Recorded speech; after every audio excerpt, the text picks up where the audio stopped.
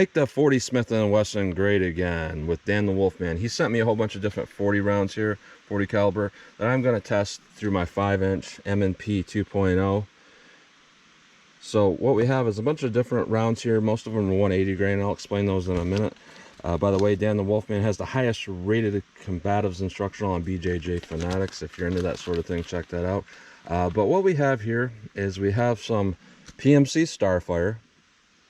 We have some old Federal Hi-Shoks, which, by the way, are basically the same thing as our Train and Protect here.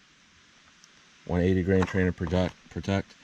You know, once the Hi-Shok and then the HST came out, there's not really a whole lot of use for the Hi-Shok, but it's still a cartridge that exists.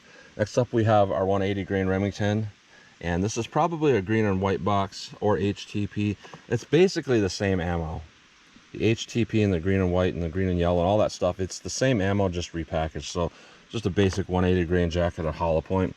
And then we have something that's a little bit interesting here. This is an old school box of Corbon 150 grain, made in a Detroit factory back in the day, because I did some research on that, and I guess Corbon first did start in that area with one of the founding members was a cop around there. So interesting to see that. So we're going to see what we get with all these different rounds. So I'm going to run a couple through the chronograph with each of these because I don't have a huge supply of them. Then I'm going to hit my clear ballistic block test here, and you might see I have 3 because I don't trust some of those rounds. You know, I researched some of them, and I've had my own past experience with similar rounds. I don't trust some of those to not over penetrate. So we put up a whole block here, and I believe this is, let's see here, I believe it's 51 inches of clear ballistics. So with this test, I'm actually going to do my real world simulation here, where I'm just going to go through 4 layers of cotton sweatshirt. We have 3 inches of clear ballistics to represent hitting a pectoral muscle. We have a 1/4 inch medium density fiberboard to represent hitting ribs of sternum, and to more clear ballistics. I oftentimes like to do just a plain clear ballistics shot because you can compare that with other people's, but this is kind of a one-off video, so you don't really need to do that. And I've actually got accused in the past of rigging this up so that I never get good performance, and that's kind of why I put on the plain clear ballistic shot in with this also. But you know, I just want to see today what our real world performance is. And then of course I want to get up to 12 yards here, and I want to shoot at my steel silhouette to see what kind of overall practical shootability I can get with these, see if there's a difference in felt recoil and how they feel and all of that. So let's get started with this test. All right, I'm about 5 yards from the target, 4 yards from the chronograph. We have a couple of Starfires in there, followed by a couple of the Federal Hi-Shok. So here's our PMC Starfire. Let's see what this does.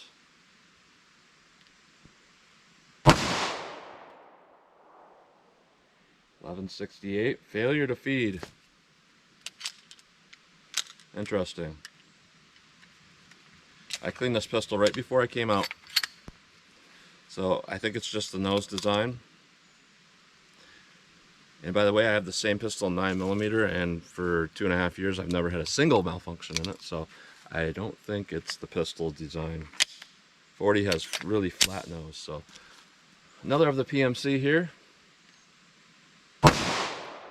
1162, consistent velocity. Now I have a couple of the Federal Hi-Shoks. 969. 964. So it's a possibility those Starfires are a 165 grain, but I only saw 180 when I looked them up. So next up we have a couple of the Remington HTPs, or Remington green and white box, and then we have the Corbons that are reportedly 150 grain. So here's our Remington rounds. See what these do. 1016, 1015. Nice consistency there. And yeah, those are probably 180 grain.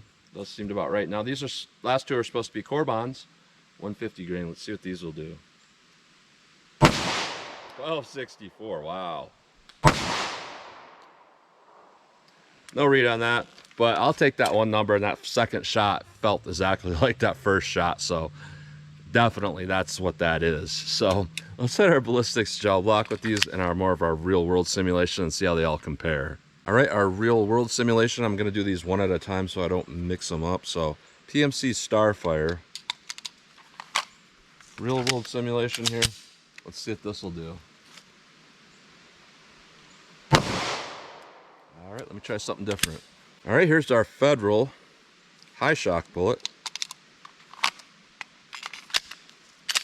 See how this does. All right, let's try something different.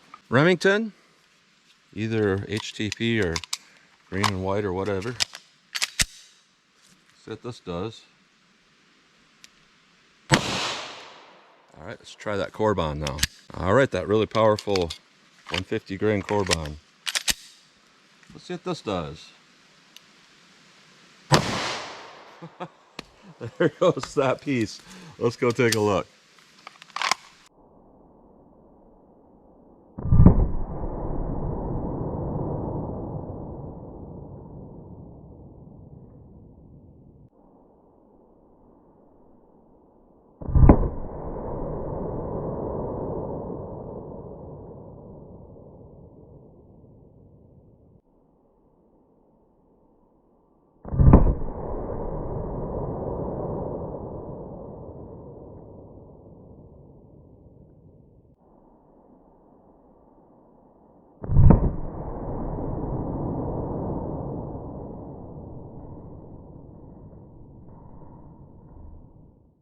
All right, so I did not get as much over penetration as I had anticipated, which is definitely a good thing here. So let's take a look here. Here's our MDF piece here, and we can see down here, our first shot here was with that Starfire down here, and that made a big hole through our MDF, and we got a good amount of expansion, it looks like. Okay, penetration of 14 inches.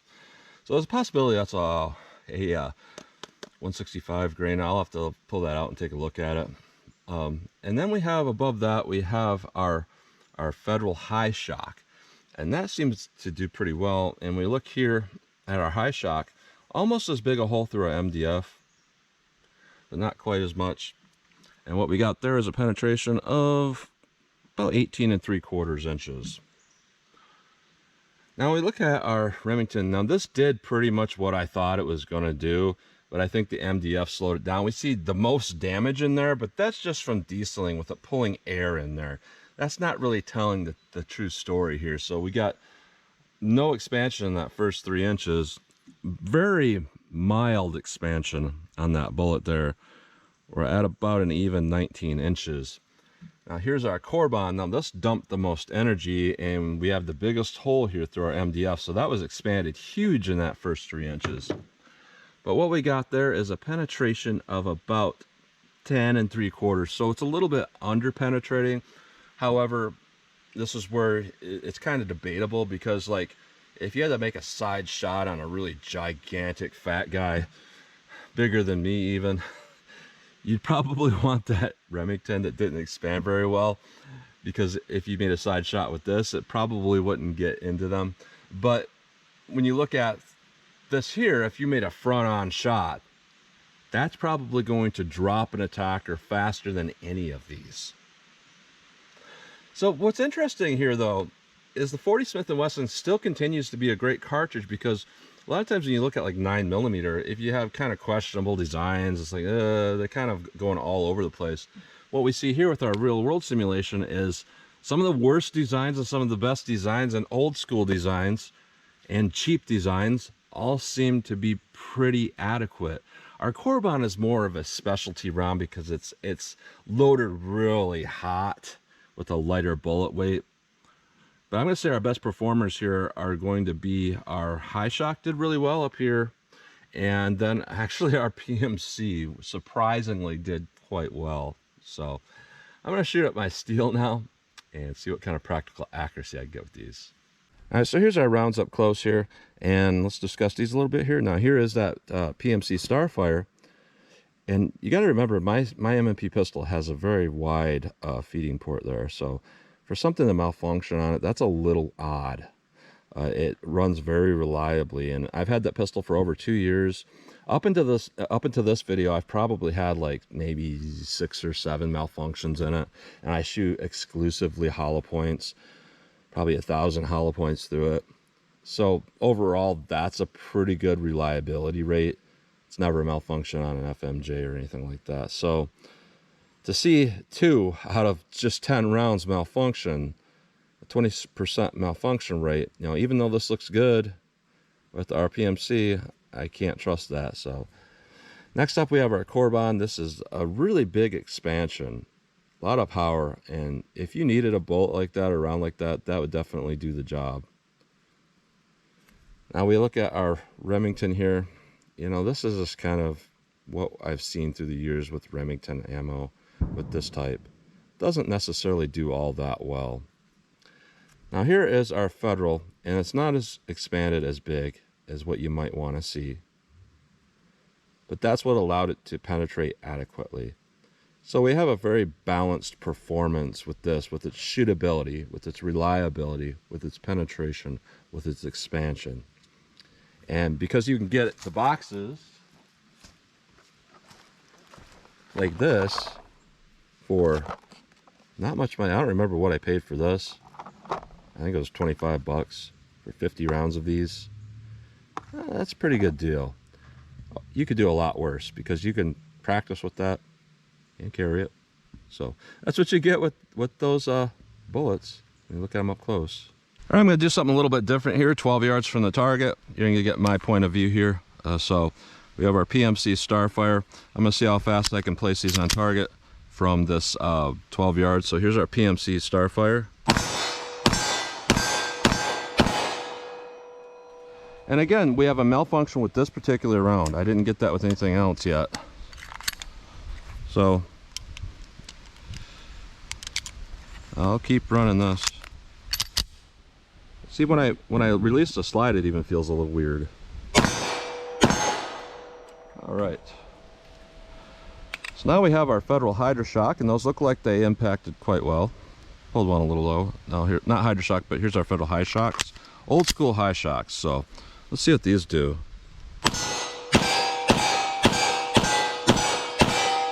Those shoot real soft and nice and performed really well. And that's one thing about those that was interesting, is that they were very soft shooting. So let me load up the rest of these here and we'll keep going. All right, next up we have these Remingtons here.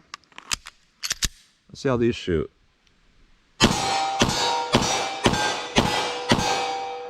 Shot pretty nice. Now we have these Corbons. These things are really hot. So let's see what I can do with these.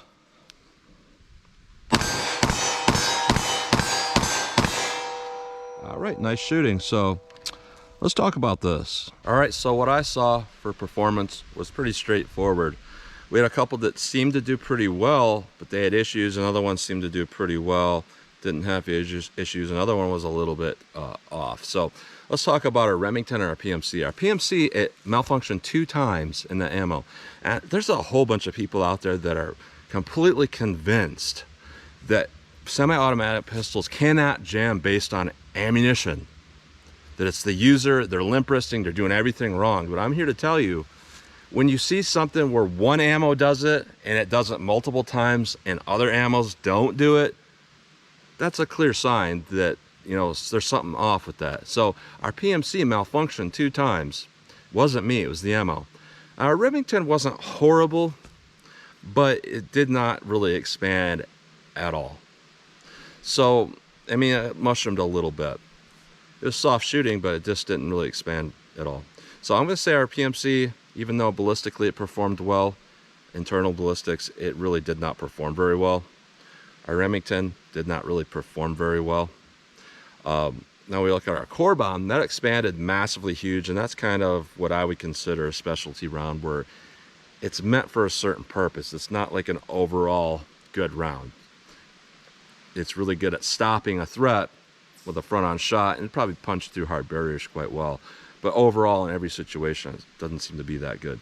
Now, our clear winner here, I'm going to say 100%, is that Federal Hi-Shok. Old school design, basic hollow point, had the least amount of velocity, but that shootability and lack of recoil match that. And even with all of that, it still penetrated about as far as you want a bullet to go. Did a lot of damage. So I'm going to say our old school Federal is the better round out of these four here. And you can buy that round as the Train and Protect now for very inexpensive for 50 round boxes. So I'm going to say that's a pretty good round. So that's what you get today with all these. So again, thank you to Dan the Wolfman for sending this ammo for testing. So as always, comment, share, and like, and thanks for watching.